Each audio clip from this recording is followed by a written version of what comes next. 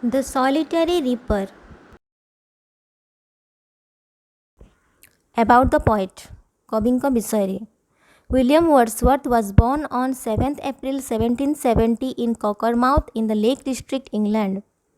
William Wordsworth इंग्लैंडर lake जिल्लार Cockermouth नामक स्थान में जन्मग्रहण करथिले. He is regarded as a worshipper of nature. से जड़े प्रकृति पूजक भाव में जनाशुना. Love of nature is a major theme of his poetry. तांको कवितार मुख्य विषय होछि प्रकृति प्रेम. He wrote about ordinary men and women in the language of the ordinary people. से साधारण लोकमानक कथित भाषा रे साधारण नरनारी मानक संबंध रे लेखिथिले. For him, poetry is the spontaneous overflow of powerful feelings arising from emotions recollected in tranquility. तांको पई कविता हेउछि शांतिर स्मरणीय भावनार उत्पन्न शक्तिशाली भावना गुड़िकर स्वतः परिवाह. He died at Rydal Mount and Garden, United Kingdom on April 23, 1850. से एप्रिल 23, 1850 मसीहारे यूके बा United kingdom Rydal mount and garden रे मृत्युवरण करथिले. About the poem. कविता विषय. In the present poem, The Solitary Reaper, Wordsworth depicts a solitary highland lass, her sweet song and the profound effect of the song on him. The Solitary Reaper. यही कविता the solitary ripper रे William Wordsworth गोटे एकांगी युवती झील तार सुमधुर गीत एवं ସେହି गीतर तांको उपरे पड़िथिबा प्रगाढ़ प्रभाव चित्रण करिसंती. The poem is one of the Wordsworth finest lyrics. ଏହି कविताटी तांकर सबुठारु उत्तम गीति कविता मध्यरु गोटिए. Behold her single in the field, yon solitary highland lass, reaping and singing by herself, stop here or gently pass.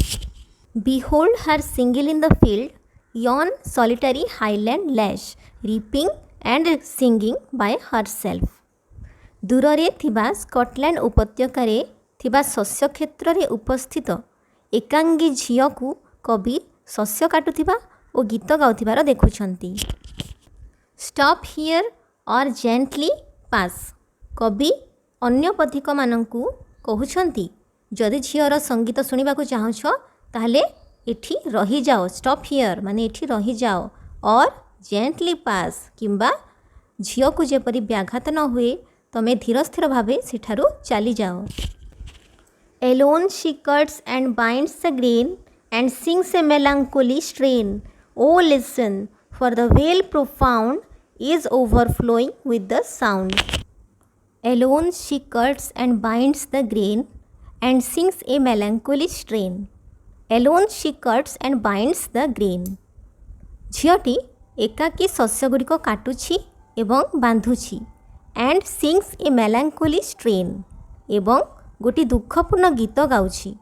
O listen, for the vale profound is overflowing with the sound. O listen, for the vale profound.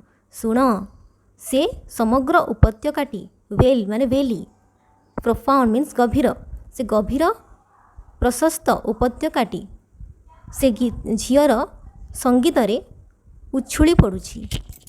No nightingale did ever chaunt more welcome notes to weary bands of travellers in some shady haunt among Arabian sands.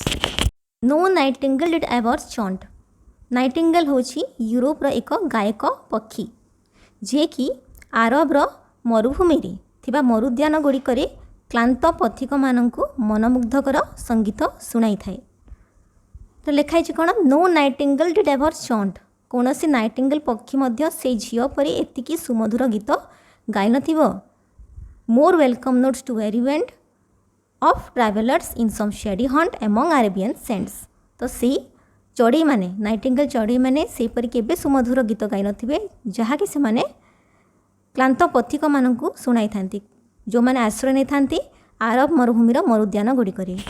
A voice so thrilling never was heard in springtime from the cuckoo bird, breaking the silence of the seas among the farthest habitats. एपरी रोमांचकर स्वर केबे कोइली चढ़ी मध्य बसंत ऋतु गाई नथिबो jar सुमधुर स्वर दूर थिबा समुद्रर द्वीपपुंज गुड़िकर नीरवता मध्य भंग करिथाए अर्थात झीलटीर स्वरटा कोइली ठारू मध्य अधिक रोमांचकर। Will no one tell me what she sings perhaps the plaintive numbers flow for old unhappy far off things and battles long ago. Will no one tell me what she sings कौन कहीं मते कहि परिबेनी जे झीलटा केउ गीत गाउछि। Perhaps the plaintive numbers flow for old unhappy far off things and battles long ago। हुए तो perhaps माने बोध हुए से झीलटा एक पुरातन दुखद घटना संपर्कित करुण संगीत किंबा बहुदिन तले घटित होइतिबा कोनोसी युद्ध उपर आधारित एक गीत गाउछि। और is it some more humbly familiar matter of today some natural sorrow loss or pain that has been and may be again। or is it some more humbly familiar matter of today कवि अनुमान करछंती जे झीलटा हुए तो एक नित्यदिनिया घटना उपर आधारित गीत गाउथिबो। some natural sorrow loss or pain that has been and may be again पुणी से आशा करछंती बा भाबुछंती जे हुए तो सी एक एपरी घटना उपर गीत गाउछि जहाँ कि प्राकृतिक विपर्यय क्षति बा घटना उपर आधारित जो घटना कि अतीत घटी जाइछि एवं निकट भविष्यत पुणी घटिबाकू जाउछि। Whatever the theme the maiden sang as if her song could have no ending I saw her singing at her work and over the sickle bending। whatever the theme the maiden sang कवि कहउछंती जे गीतटीर कथावस्तु जहाँ हेउना काहीकि as if her song could have no ending मात्र झीलटीर गीत सते जेपरी शेष हेउ नथिला।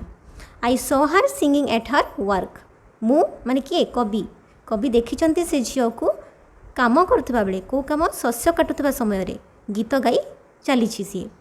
And over the sickle bending माने कहबार अर्थ होछि से झीलटी को दाटी रे शस्य काटुथबा समय रे गीत गाइथिबार देखिथिली। I listened motionless and still and as I mounted up the hill the music in my heart I bore long after it was heard no more। I listened motionless and still कवि कहउछंती से निस्तब्ध एवं निश्चल होई झीलटीर गीत को शुणुथिले। And as I mounted up the hill एवं जेतेबेले से कहउछंती जेतेबेले मु पर्वतारोहण आरंभ कली the music in my heart I bore long after it was heard no more से कहउछंती जे झीलटीर जो सुमधुर गीत को सी निज हृदय रे प्रतिध्वनित करथिले बा बहन करथिले से गीतटा को बहु समय पर जेतेबेले से पहाड़ ऊपर को चढ़ी गले सेटा सुना जाउ नथिला तथापि सेटा तांको मनरे प्रतिध्वनित होतिला कोठी तांको हृदय बा मनरे सेटा प्रतिध्वनित होतिला जदियो से पुणी थरे से गीत सुनी पारु नथिले।